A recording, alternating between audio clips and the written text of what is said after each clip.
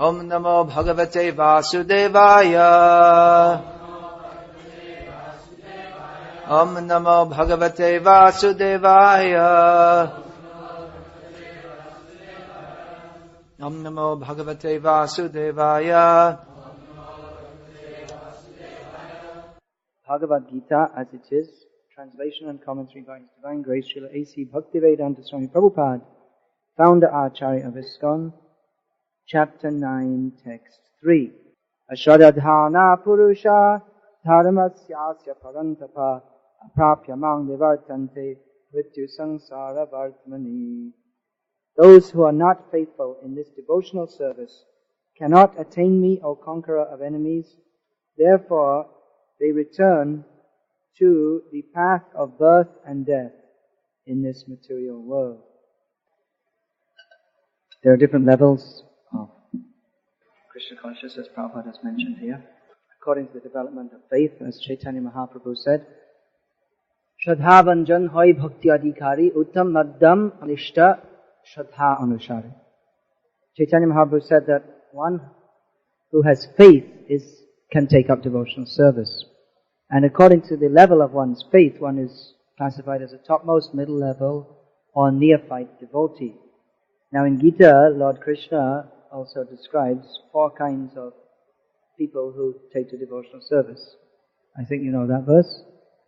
Chatur vidha bhajante ma jana sukritino arjuna artho jignasur artharti gyanicha bharatarshava. Now, these 4 kinds of pious people who take to devotional service are described as those who are distressed, those in need of wealth, desirous of wealth, those who are curious, and those who are in knowledge of Krishna. Of these, Krishna says, Udara sarva evaiti gyani twatmeva me matam. That all of these are liberal or good souls, but the Jnani, one who is in knowledge, here Jnani doesn't mean a speculative philosopher, but one who is in knowledge of Krishna, he is the best. Because he comes with knowledge of Krishna and faith. That means his faith in Krishna is more developed. Others are coming to Krishna, but they don't have faith in the process of devotional service, of surrender to Krishna. They want something from Krishna.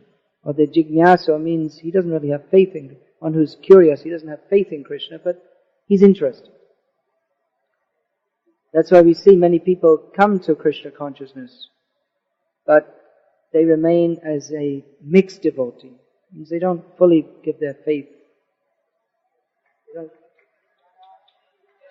They don't fully have faith in Krishna. Here Krishna says that without that full faith, you won't get the result of devotional service, which is love of Krishna, and furthermore, we'll have to continue in repeated birth and death. Now, liberation from material existence is considered a byproduct of chanting the holy names of Krishna. But on the other hand, Bahujanma kare jadi shravan kirtan tabuta napai Krishna padi premdam. If we chant Hare Krishna in an offensive way, then even after many lifetimes, you won't get love of Krishna. You'll remain in this repeated birth and death. The offenses, it said that we should chant without offenses, but actually, the offenses are what in computer terminology, you could say it's offline. When you're not chanting, or it goes on even when you're not chanting, even when you're not connected. The offenses such as, well, what are the offenses? Number 1, sadhu ninda. Number 2, to consider demigods to be equal to or independent of Vishnu.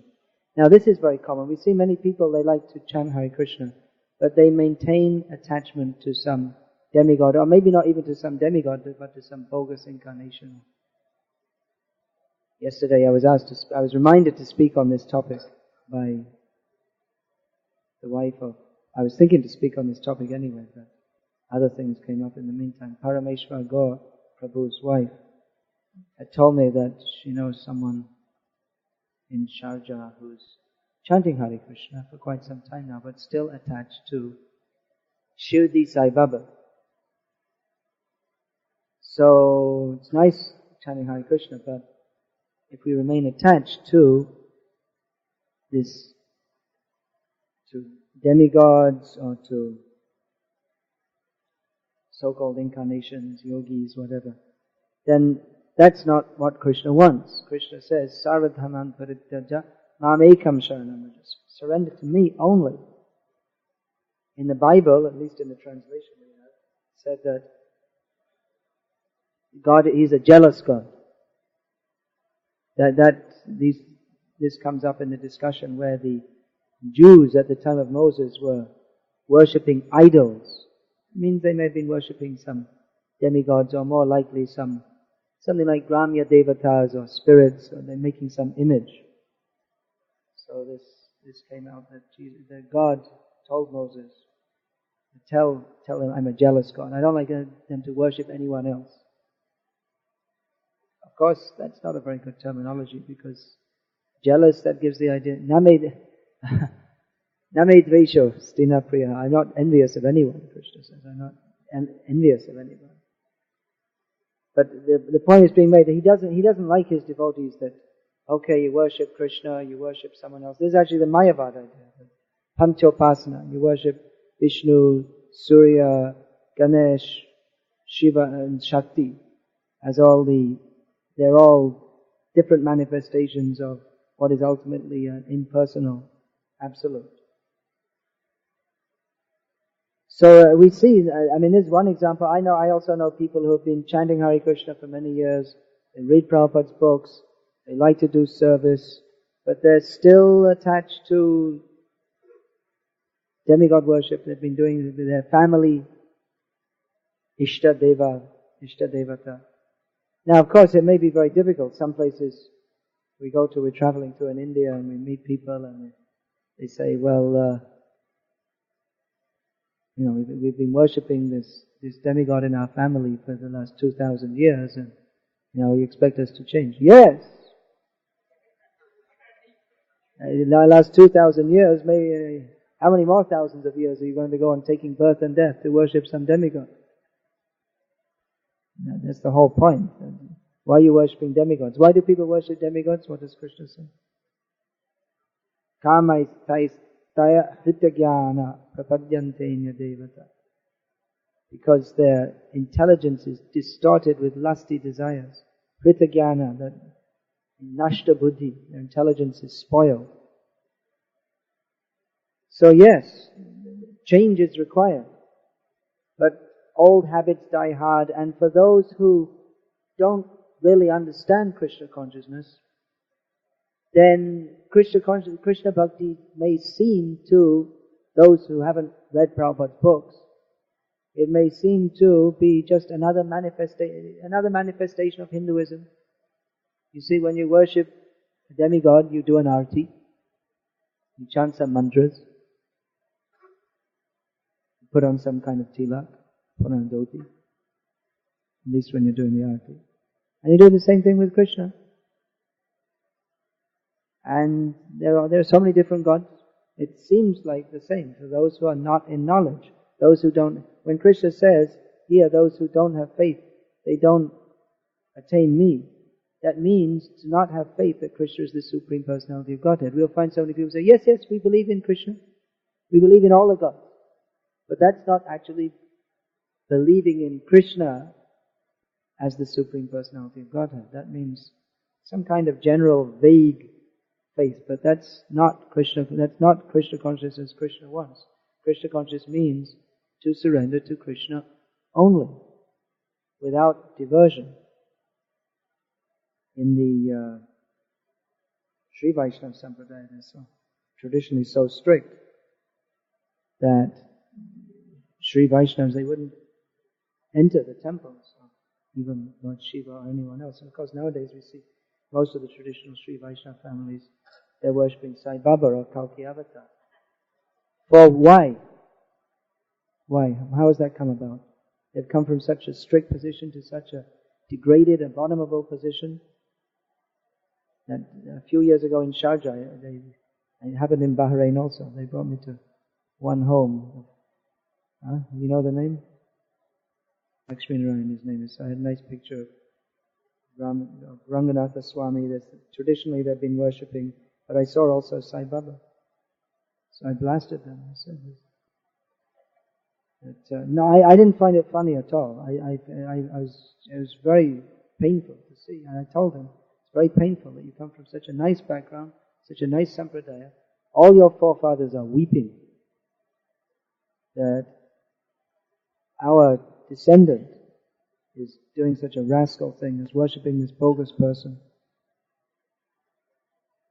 And again, in Bahrain, they took me to one program, and they must have, some Sri Vaishnava home, and they must have heard something like this, so they cleared everything away. But then after the program, I went in one room just to change, and I saw they had all the Sai Baba pictures taken down and hidden away. So I came out again after the program and told them, what is this rascal doing? I said that was the first time I saw they had the Sai Baba Suprabhatam. No, it's very, very, very rascal. That they have the Venkatesh Suprabhatam, but just they have all the words and they just change. Very simple. Now these people may be superficially pious, and even they'll chant Hare Krishna, Govinda and everything. They're all going to hell chanting Hare Krishna because they think they've taken this rascal to be God. And they've taken this chant for Venkatesh and put his name instead. Very, very simple. Very, very simple. So such people, they may be superficially doing bhakti, but actually they're very, very simple. They don't actually have faith in Krishna. They're superficially pious, but actually they're very simple. Through bad association, they become attracted to such a sinful thing. So, how to deal with this? Of course, worship of demigods, those who are mixed up with worship of demigods, is not as bad as worshipping some sinful person. Right? With the demigods, they're not sinful. But the worship of them, considering them equal to Krishna, or even to worship them for any material gain, it has this, at the very least, it has the seeds of sinful desire. Because to worship demigods for material gain, to worship anyone, even Krishna for material gain, means that we're envious of Krishna. There can be worship of Krishna when you're envious of Krishna. If you're worshiping Krishna, give me this, give me that, so I can enjoy separately from you. That's also sinful. But coming to Krishna, Krishna is very kind. It's just the fact that we're worshipping Krishna, there's some opportunity of being purified, especially if we associate with pure devotees of Krishna. But worshipping demigods for material gains, we see Hiranyakashipu, Ravana, they're also worshipping demigods. It doesn't mean that because you're worshipping demigods that you're a very pious person. It can be a very sinful person. Who is more sinful than Ravana? His whole idea was he was worshipping Lord Shiva, but his whole idea was to steal Lakshmi from Narayana, steal Sita from Ram. So people are coming, and mostly Hindu means Hindu means confused. In this material world, everyone is confused, but the confusion is compounded. In Hinduism, in many ways, it's more compounded because there is such a big panorama of confusion, especially in what to speak of demigod worship. There are so many bogus ideas which have gained prominence, and it becomes more confusing because you see sadhus who are very popular, and some of them they're very moral. They may be. I think many of you know Vasu Ghosh Prabhu. I just had an argument with him in Baroda because some Swami Narayan people came and they wanted to do a display in our temple that don't eat meat, don't smoke cigarettes, don't drink tea, I don't know if he said that, don't watch TV.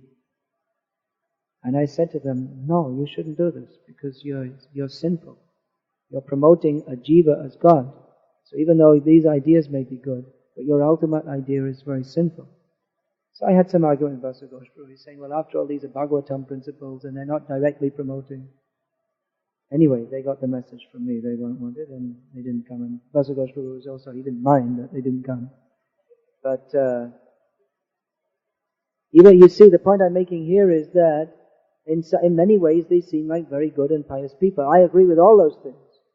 That we shouldn't eat meat, we shouldn't smoke, we shouldn't drink, we shouldn't watch TV. But as I said to them, it's better to eat meat, watch TV and all these things, and to know nothing, than to not do all these things and think that a jiva is Bhagavan, which is what the Swami people do. That's more sinful.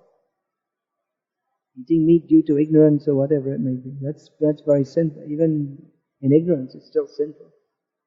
But to think that the jiva is God, that is more sinful. Because it's directly offensive to Krishna. But people are confused. They see, this is very moral, this is very good, this is very pious, and it is, but it's absolutely, all the morality and the piety is all wiped out by the sin of being directly offensive to Krishna. So people are confused, because on the one hand, the sadhus who are preaching this, they appear to be very good. But on the other hand, their ideas are so bad. If we actually understand Bhagavad-gita as it is, then we'll understand these ideas are so bad that this is going to bind people up in material life and send them to hell for so many lifetimes. It's already hellish.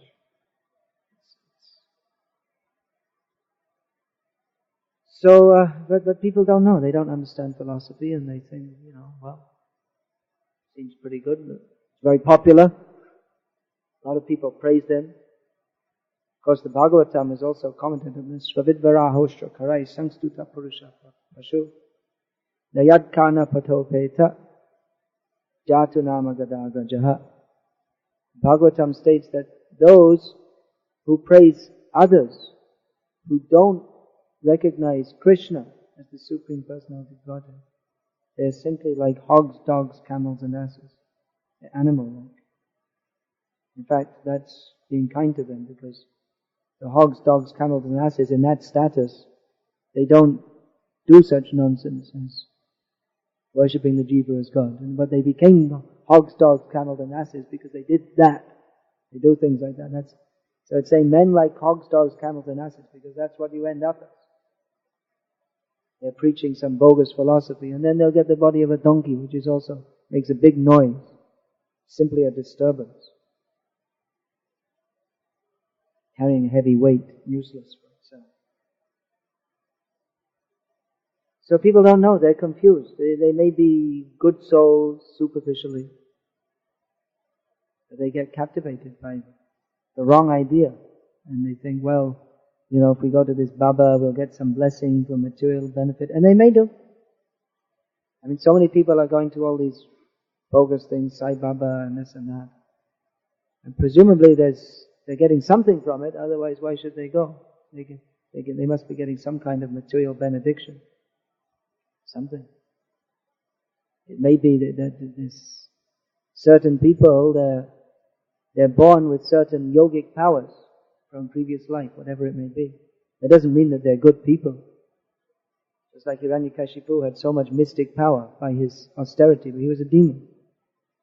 So similarly, some Baba, someone may be born with some mystic powers by which they can bless you, in which your business goes on better.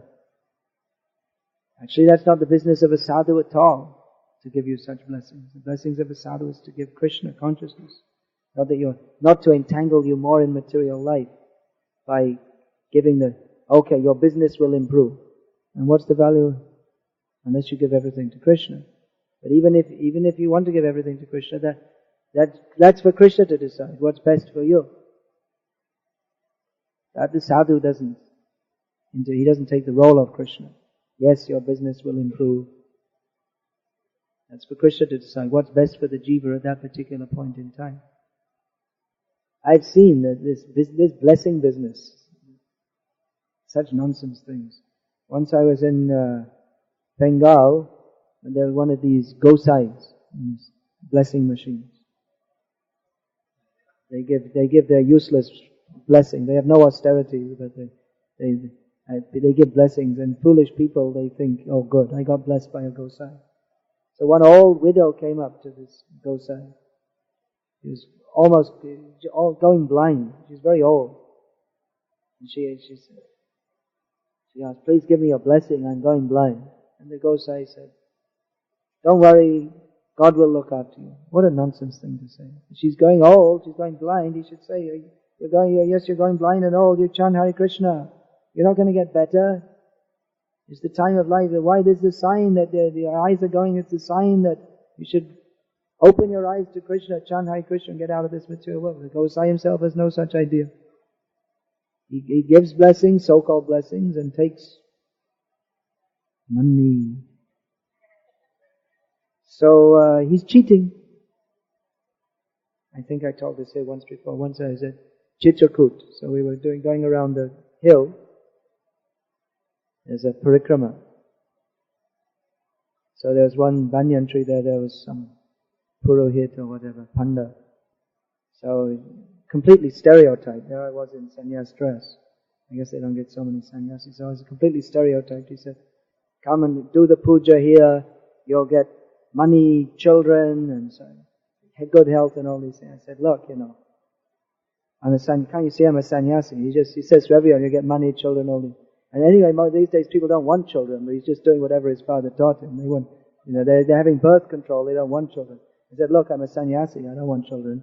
Another thing is that if you can get money, you do the puja and get the money, don't try and take it from me.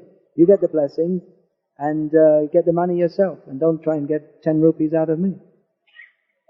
He didn't know what to say. So this blessing business is going on. People take, God is a blessing machine. Sadhu is a blessing machine. Different demigods are there. Try this one, try that one. They don't have faith in or understanding of the transcendental reality. So Krishna consciousness means change of mentality. Of course, Indian people in many ways are Krishna conscious by birth. That tendency is there to have faith in Krishna. They like to chant Hare Krishna. Some of them, many of them, more than in other countries. So that's very nice. But it's a confused, mixed up kind of Krishna consciousness without any proper faith, because it's not based on Shastric understanding. Therefore, what to do with such people who are coming and still they're not taking up faith? Well, we can separate the wheat from the chaff, as the English say. I guess most of it agree with the rice from the husk. The rice means the part you want to cook, and the husk you feed to the cows. So the part is separating the substance from the insubstantial. Srimad Bhagavatam is meant for distinguishing reality from illusion for the welfare of all. So, how to bring those who are inclined to be faithful in Krishna up, and how to help those who are confused in this way, and how to get rid of those people who are anyway a disturbance, is to study Prabhupada's books. Now, of course, many of you are reading Prabhupada's books. Prabhupada once asked one of his disciples, are you studying my books? And he said, yes, Prabhupada, I read your books every day. Prabhupada said, I didn't ask that. I asked, are you studying my books? There's a difference. We were just discussing in Sharjah midday, they were asking about how we should conduct our cell programs and Bhakti Vriksha programs. I recommended that you take up systematic study of Srila Prabhupada's books. They're saying, well, every week, we have to have a different program, we have to think what to do. There is a book called the Bhakti Shastri Study Guide, which they told me you had a copy of that. Is that right? Which it takes several months to go through. And it's mostly just based on Bhagavad-gita as it is. And you have to write questions and answers. And you have to write notes. And if by the time you write the notes, it'll be more than the book. More than this. But that will help you to have a very good hold on Bhagavad-gita as it is. And anyone who has understood this Bhagavad-gita as it is, they can never be diverted to Mayavad, bogus demigod worship, or any such thing. They'll understand very clearly Krishna is the Supreme Personality of Godhead. He is to be served, He is to be worshipped, and everything else is simply a diversion.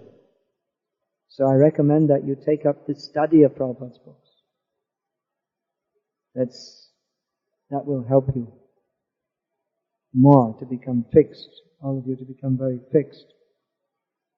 After all, Prabhupada wrote these books for the whole future of the Krishna consciousness movement, so that the absolute truth is delineated here very clearly. Krishna has delineated the absolute truth in Bhagavad-gita, and so there's no confusion. Prabhupada has given his purport. It's absolutely clear. Anyone who reads Prabhupada's book with faith, then they will understand. Their faith will increase more and more and more, and they'll understand very clearly that Krishna is the Supreme Personality of Godhead, and the only purpose of our lives is to surrender to Him through the process of devotional service. Now, we all may theoretically agree with that, but to make our faith very strong and immovable, and to give us the knowledge by which we can, and conviction by which we can convince others, this study of Srila Prabhupada's books, that is required. Beginning with Bhagavad-gita as it is, that's the foundation. Even Srimad Bhagavatam, all the points in Gita are elaborated upon. But the foundation is Bhagavad-gita, in which Krishna explains all the essential points succinctly, which are elaborated upon in Srimad Bhagavatam. So I request you to study this very carefully and understand these points very carefully, that we're not against demigods, but demigod worship is not encouraged. But also we may enter the temple, Gauriya Vaishnavas will go. They'll enter the temple of a demigod and offer respects and ask the blessing of the demigod that please help us to become Krishna conscious. But we don't regularly worship demigods. It's not required. Sarvadeva Maya Guru, the Guru who's actually representing Krishna, is the sum total of all the demigods. Prabhupada was asked that, why don't we worship Ganesh? Because he's Vigna Vinasha. The Prabhupada said that we worship the spiritual masters who, by their blessings and their instructions, they remove the obstacles on the path of bhakti. Ganesh is worship for removing material obstacles, which may also come in the way of bhakti. There may be so many material obstacles, but a pure devotee's attitude is whatever obstacles are there, we don't ask to remove. Whatever it may be, it's Krishna's mercy. But the real obstacle is my own stupid mentality of attachment to sense gratification. So we pray to the spiritual masters and we take instruction from them how to remove that. Another point is that demigod, we don't encourage that. Someone may be worshipping a demigod in their family tradition. We may say, well, why don't you just continue that and do Krishna conscious side by side? Because the connotations that go with demigod worship is that of it's basically conducted as a materialistic activity. And demigod worshippers, also if you have to associate with demigod worshippers, they're materialistic people. Usually Mayavadi, they have it's Hindu religion, as Prabhupada writes in one purport, it's going on demigod worship running on the background of Mayavad philosophy. That they think, well, all the gods are the same and actually there's no real God anyway. Or if there is, I'm probably God or just as good. This is the wrong. There are so many permutations and combinations of wrong ideas in Hinduism, but mostly they all stem from the Mayavad idea that everything is all the same. All the gods are the same. There's no real God anyway. So many rascal ideas. But these will all be burned out of the consciousness by studying Prabhupada's books and chanting the holy names of Krishna. Now, one family tradition we're talking about is there may be a family tradition of worshipping demigods. There are also other family traditions that people tend to be attached to, just like if you're born in a Brahmin family, then you're expected to give your son an Upanayanam ceremony, which is completely meaningless from the spiritual point of view, or practically from any point of view, because they don't usually chant anyway. Or even if they chant, they don't do all the Sandhya Vandanam, and they can't follow everything. So it's the Upanayanam ceremony mostly, it's a social function, which you're expected to do. If you don't do it, your relatives will, they'll think, they'll protest, and You're supposed to, show that we're a member of the Brahmin caste.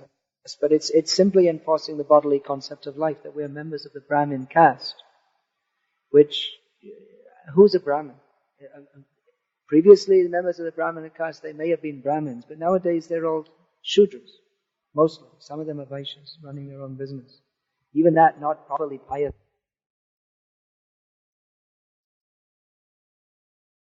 To maintain it. So, it may be unavoidable in the modern age, which makes us all like dogs and hogs. It may be, but to claim that we are Brahmins when we're not Brahmin, yes, we're giving Brahmin initiation, that on the spiritual platform, the understanding Vaishnava is anyway more than a Brahmin, so just for recognition, yes, you're a Brahmin, chant Gayatri Mantra. But if we think that on the material platform, I'm a Brahmana, and this is my caste, and this has got nothing to do with Krishna consciousness, it's simply on the bodily platform. And to do that, it's simply going along with some social convention which is antithetical to Krishna consciousness. To not do it, of course, requires courage, because the relatives, what will they think, and this and that. But how long are we going to remain dictated to by relatives who are on the bodily concept of life? And how long are we going to do that and not be attached to Krishna and what He wants us to do? So, we should consider these things. That we have to follow Krishna, His way of doing things. One of the leading devotees in the Gauriya Math at the time, Bhaktisiddhanta Saraswati Thakur, shortly before Bhaktisiddhanta Saraswati Thakur's departure from this world, his mother died, and then at the appropriate time, he performed the Shraddha ceremony according to Smarta rites.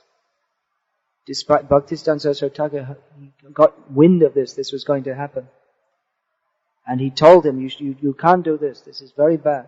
You're a leading devotee, this shows you have actually no faith in Krishna consciousness, if you follow the Smarta rites. You can do Shraddha ceremony in the Gauriya Vaishnava system according to the rites in the Hari Bhakti Vilas, according to Gauriya Vaishnava system. But he didn't want to do that.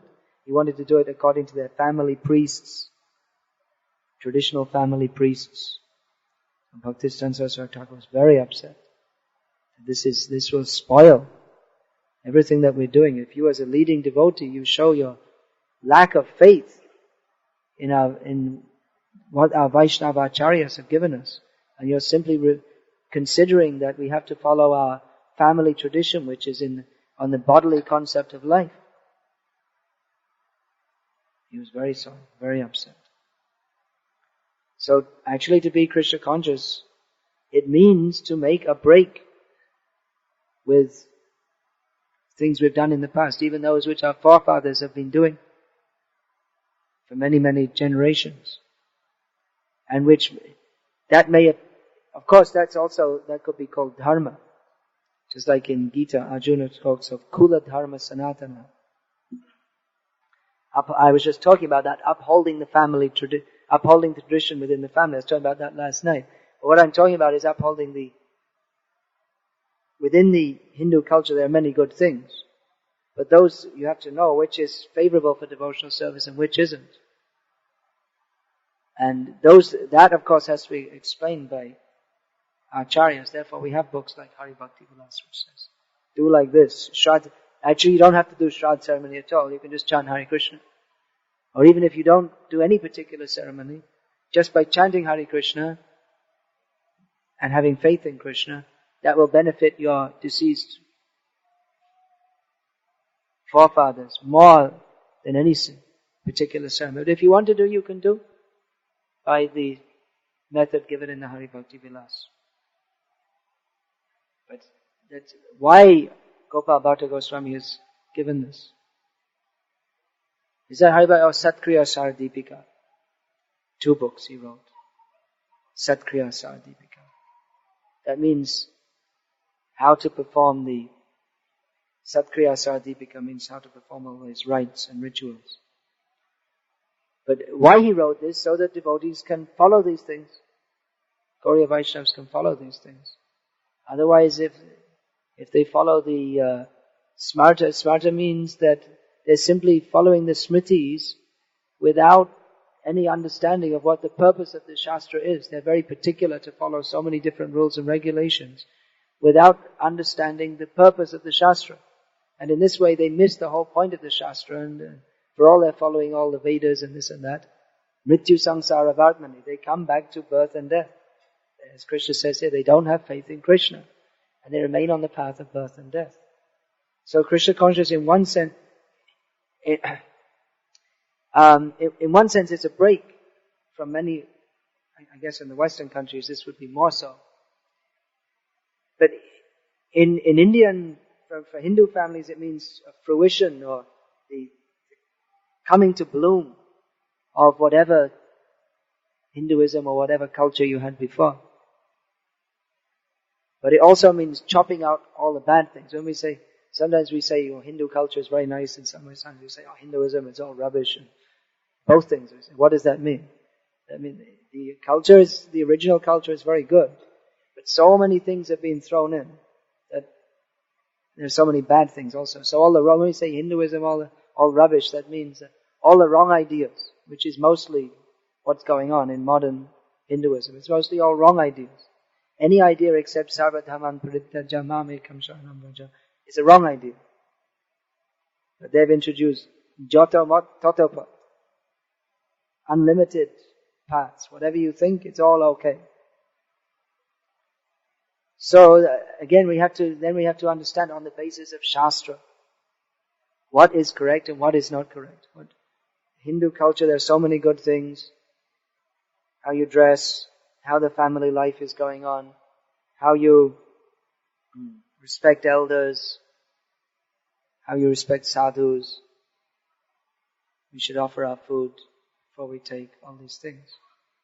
So that is very good. But the misconceptions that have been blended in with that, they cause repeated birth and death, which the Hindu or Vedic culture is meant for coming free from birth and death.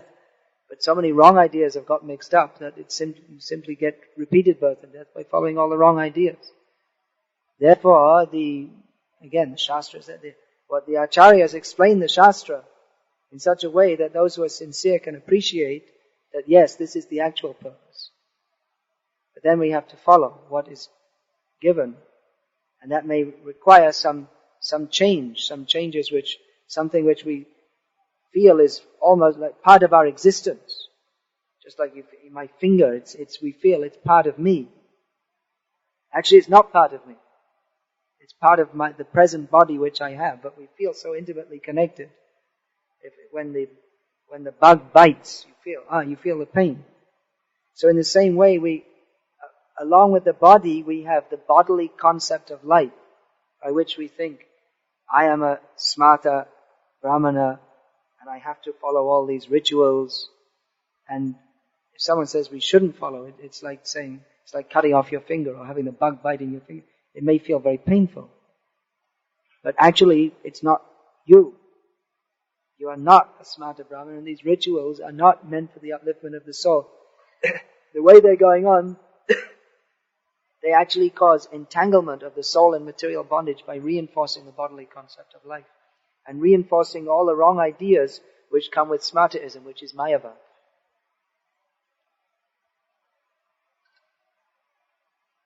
Now, the question may come, well, what about those who are coming from backgrounds, for instance, of Ramanuja Sampradaya, Madhva Sampradaya, bona fide Vaishnava Sampradayas? That's a different case.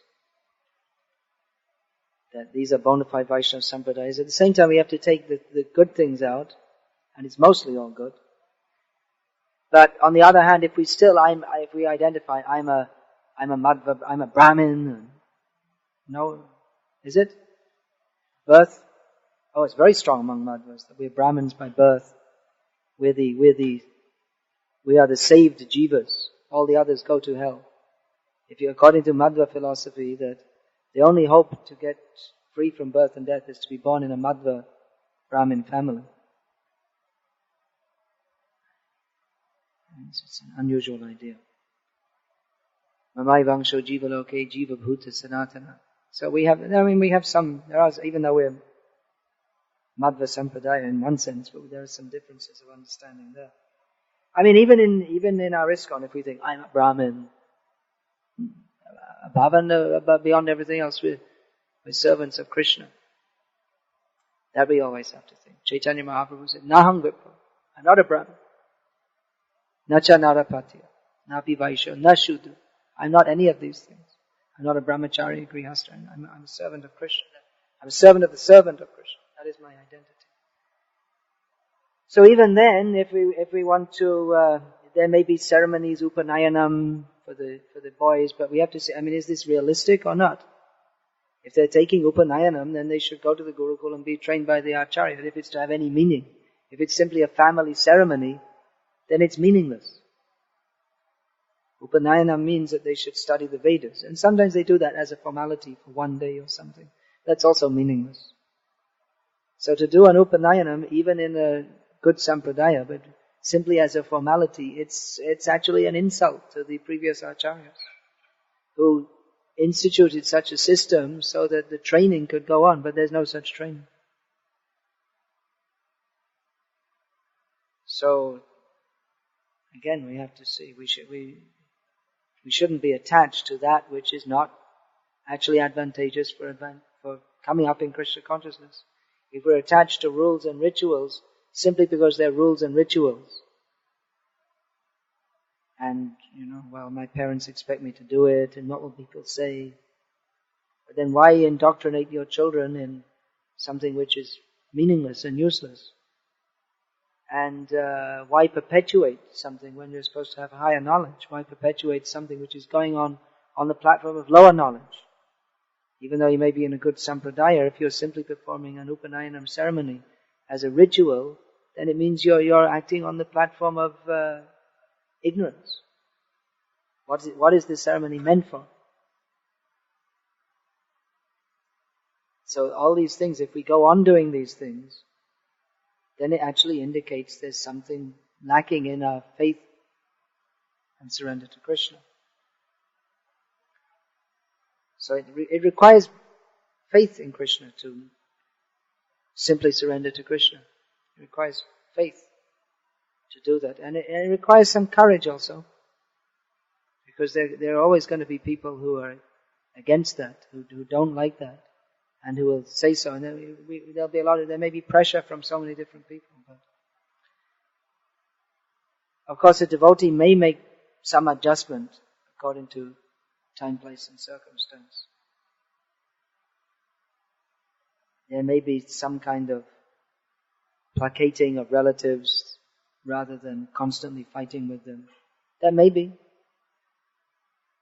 in some cases. But at the same time, we should understand that if we are going to attain the goal of Krishna consciousness, which is to go back to Godhead, back home to Krishna, we have to fully surrender to Krishna. And that may mean doing some things or giving up some attachments which may be difficult for us in various ways. But those who have faith in Krishna will do it anyway. For householders especially, there are certain social obligations they have, which may sometimes go against the cultivation of Krishna consciousness. As much as possible, we should try to minimize these. But there may be things like you have to go to your brother's wedding, or your brother's a complete materialist, or you may have to go to the office party, which is completely all full of sinful things. So there may be certain things, but as much as possible, we should minimize all these things and be bold and act on the platform of service to Krishna. There may be some adjustment. Even Narad Muni, when Hiranyakashipu was ruling the universe, even Narad Muni came and praised him. Narad himself states in Bhagavad-gita. Even he came and praised him. He made some diplomatic adjustment according to the situation. Prahlad didn't adjust. His disciple was more bold. He didn't praise Hiranyakashipu. He praised him. He said, Asurya Varya, you are the best of the demons. called him that. Of course, Hiranyakashipu would like such a praise. But he didn't compromise it, so he just told him straight out, you're in Maya. He told him, go and take sannyas. Vanangato yadharim ashrayeta. He said, you should go and take sannyas, take shelter of Hari. Which of course just made Hiranyakashipu more angry. So that may be sometimes there may be some adjustment, but better is to, if circumstances permit, we should see what the circumstances also. For instance, if you are a householder, you have to maintain your job, so if you argue with your boss and tell him he's a demon and this and that, it may not be the best thing to do, because then you don't have a job and then you can't support you have to also, one of the duties of a householder is to support his family. It's one of the main duties. The main duty is to train his family in Krishna consciousness. But he has also economic, financial considerations, and along with economic and financial considerations come social considerations. That's why Vanangato yatarim ashrayeta. At some point in time you have to leave all this. Grihastha means there's some compromise may be necessary. Maybe. Generally. Some kind of compromise. But we shouldn't make compromise our way of life. Otherwise, we're not going to get Krishna. Or we may have to come back again and again, and we will have to come back again and again until we come to the position of no compromise. Savadhaman parittaja, amekam sharanam raja. So according to the present circumstance we're in, that means family life, we may have to make some compromise. But that's why that stress is there in Shastra. Don't remain there forever. At some point, when children are grown, don't be irresponsible. When your children are grown up, you have to come out and then fully surrender to Krishna. Hare Krishna. Is there any question about this?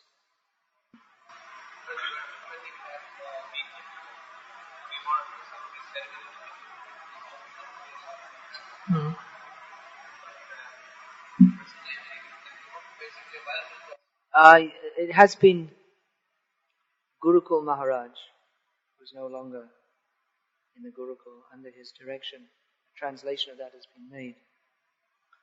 How much you may be able to do all these things, that's something else. There's so many, you can do so many. You see, the Hari Bhakti Vilas, this is actually a very there are some controversies surrounding this in the history of Vaishnavism, which I won't get into now.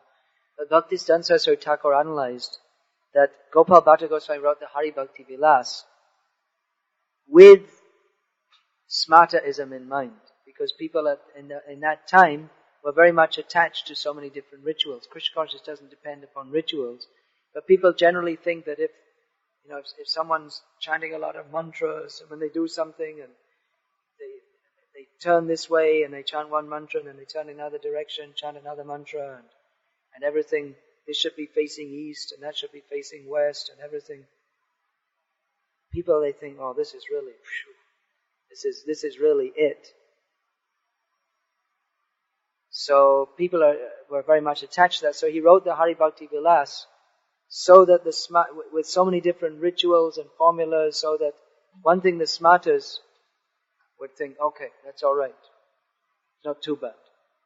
They're doing so many rituals. Another thing is that those people at that time who are taking up Krishna consciousness, they would feel, okay, this is all right. We're still doing all these things. But actually it's not necessary. What's necessary is to chant the holy names. Even Prabhupada said that, he writes in his Bhagavatam Purport that we were installing the deities of Krishna Balaram in our temple in Vrindavan, and we called Brahmanas from South India to do all the rituals. It wasn't necessary at all.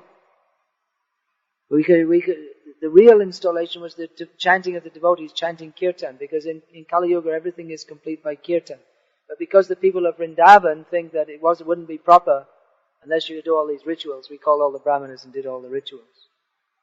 But actually it's not required, because everything is complete by bhakti, and bhakti doesn't depend on rituals. So of course we have arati, it should be done in this way and that way, but that's not exactly ritualism. That means that certain things should be done in a way that's pleasing to Krishna. And even all these rituals, if done for the pleasure of Krishna, they are pleasing to Krishna. That's why they are Vedic processes. the processes for pleasing Krishna. But we may not be able to do them very properly in the present age. That's why Pancharatriki system is recommended for worshipping Krishna in this age rather than the original Vedic system, because anyway no one can do that properly in the modern age. So it's not pleasing to Krishna if you try to do all the Vedic rituals and you do it incorrectly and it doesn't work. So Pancharatriki system, in which there are also different things to follow, this and that, but the main thing is the expression of bhav. That's the main thing. That's why once Prabhupada was saying that when you're offering food, is that some mantra, not much mantra is required. Main thing is that you offer to Krishna, please Krishna, I'm very rotten, I'm very fallen, but I brought this to you, please accept it. That is required. So, such rituals, yes, Satkriya Sadipika, that's been translated. I mean, you could probably take it better in the original Sanskrit, because if you see the translation, it's mostly all mantras anyway, which are written in English rendition of Nagari script. But on the other hand, it may not be so important anyway to do all these things. You can do it if you like. On the other hand, you can chant Hare Krishna. And again, all these rituals, if you don't chant Hare Krishna, these rituals would be useless anyway. You have to chant Hare Krishna along with it. Because all these rituals, they depend upon Desh, Kal and Patra. You have to choose an auspicious time. It has to be done in an auspicious place. Where is an auspicious place nowadays? Dubai by nature is not auspicious. Desert means sinful. Who is born in the desert, or who has to live in the desert, it actually means sinful, because there's no trees, there's no water, there's no rain, there's no grass. It's just a sinful situation. And even the holy places in India are full of so many sinful things. So many abortions going on in Vrindavan and so many things. So much illicit sex. So many things. Of course, the town doesn't become contaminated, but the atmosphere may become filled with bad things. So, properly we can't do all these rituals anyway. But if we chant Hare Krishna, that will make everything complete. Sadhya sadhana tapta jayke chushakam. Harinam sankirtane miliveshakam. Chaitanya Mahaprabhu explained that. The goal of life and the method to attain it all are complete with the chanting of the holy names. I'm going to finish now because I see several people are looking at the clock. So, there are such considerations there also.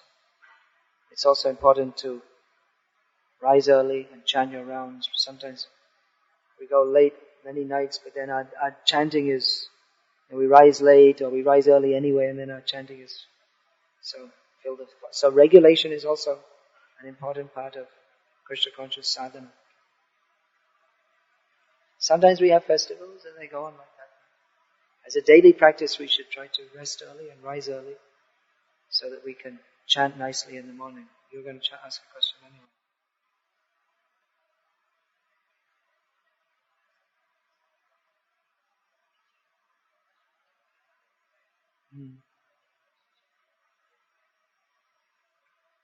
The difference between traditional Sandhya Vandanam and the Gayatri Mantra which we're given in ISKCON. What's the difference? The difference is that in ISKCON we don't give all the other things. That is the difference. You said it. The essence is there. The chanting of the mantras, all those things. All those things there for preparation, for clearing the bhuta shuddhi, removing all the bhutas and this. You chant Hare Krishna. So many things. First, take a bath. Purification by chanting so many different mantras.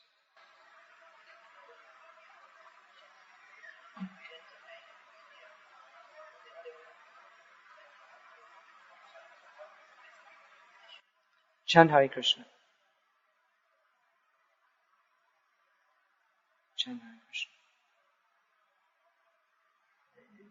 That's more, the shraddha done by some materialistic priest, how effective is it going to be anyway?